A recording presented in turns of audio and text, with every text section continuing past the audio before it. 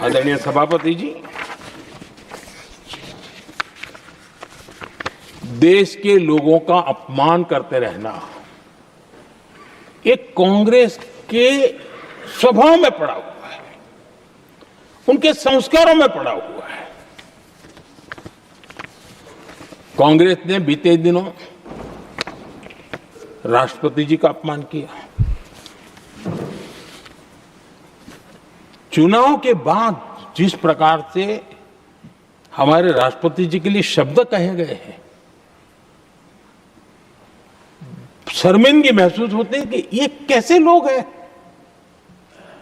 भारत के राष्ट्रपति के लिए क्या बोल रहे हैं लोग। आदरणीय सभापति जी,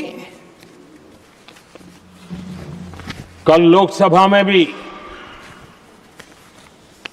राष्ट्रपति जी के अभिभाषण पर चर्चा नहीं हो पाई। ये राष्ट्रपति पद, उसका घोर अपमान किया है। उनको संविधान शब्द मुंह में बोलने की अधिकार नहीं रहता है। जो लोग गरीबी से निकली हुई एक महिला, आदिवासी परिवार से आई हुई एक महिला,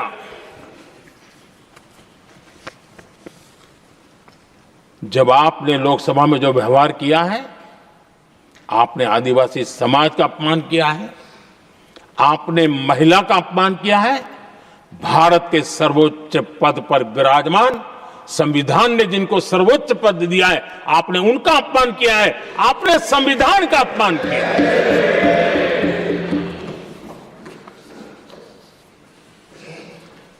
आदरणीय सभापति जी, उनको कुछ भी लगता हो, कांग्रेस को ये गुनाह की Honorable members, it is now 6 p.m. If the House agrees, we may sit beyond 6 p.m. till disposal of the motion of thanks and the presidential address. Do I have the leave of the House to extend the sitting beyond 6 p.m.? Yes. Thank you. आदरणीय सभापति जी, समय बढ़ाने के लिए मैं आपका और सदन का बहुत आभार व्यक्त करता हूं।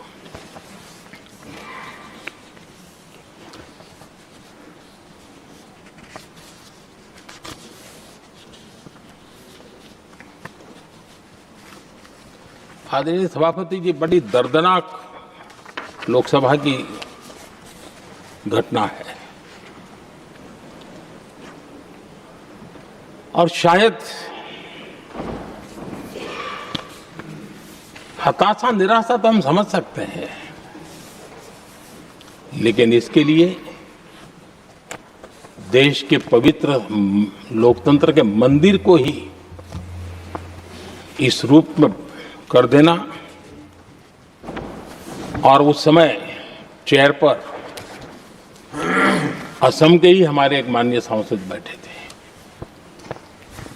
और उस समय कागज फेंके गए, टेबल पर चढ़ दिया गया। क्या ये नॉर्थ ईस्ट का अपमान नहीं है? क्या असम के नागरिकों का अपमान नहीं है? कल फिर दोबारा किया उन्होंने और उस समय आंध्र के दलित परिवार का बेटा चेयर पर बैठा था, उसने उसको भी अपमानित किया। यानी आपने नॉर्थ ईस्ट का अपमान, चेयर में बैठा अपमान करो। आंध्र के एक दलित परिवार का बेटा चेयर पर बैठा, उसका अपमान करो। सदन ने इनको काम दिया हुआ है, सबने मिलकर के काम दिया हुआ है, लेकिन वो दलित समाज से आते हैं, इसलिए आप अपमान करते हो।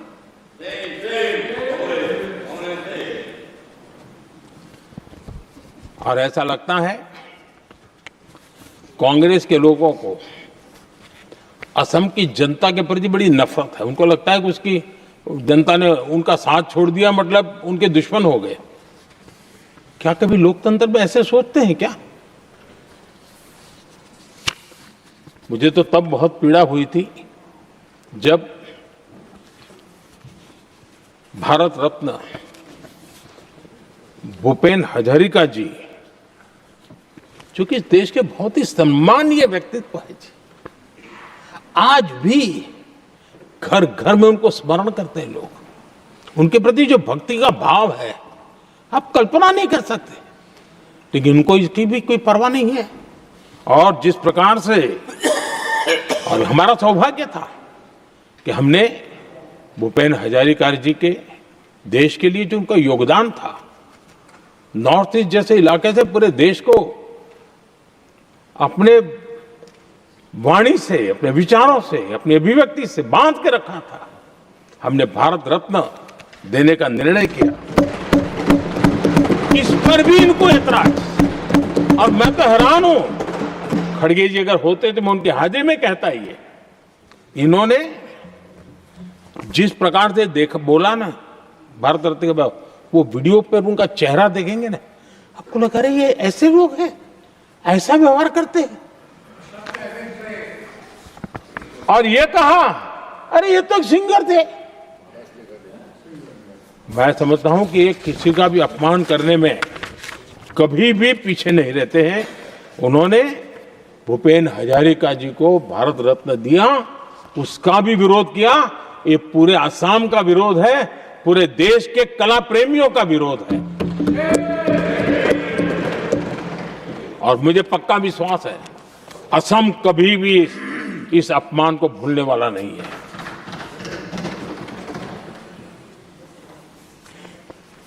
आदरणीय सभापति जी, कल जो घटना घटी, इसी सदन के एक माननीय सांसद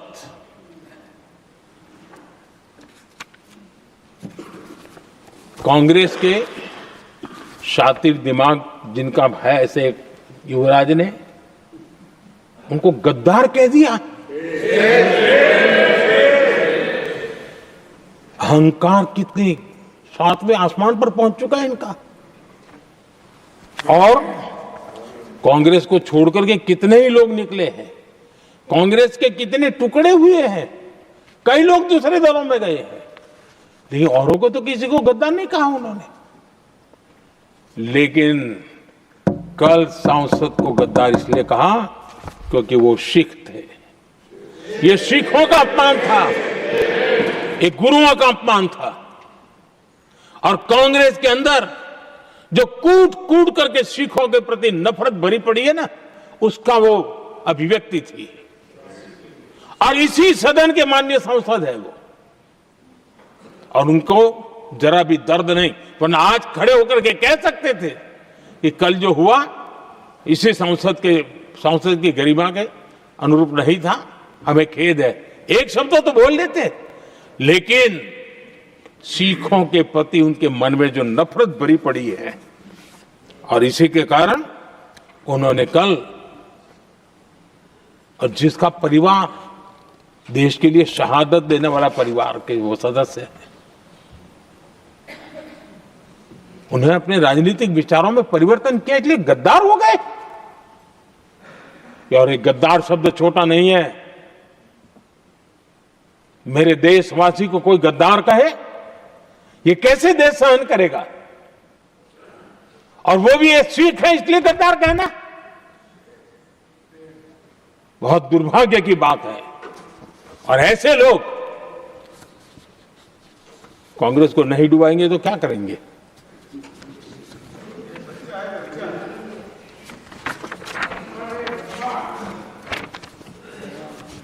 आदरणीय सभापति जी, एक तरफ ये दृश्य है और दूसरी तरफ हमारे सदानंद जी मास्टर का दृश्य है।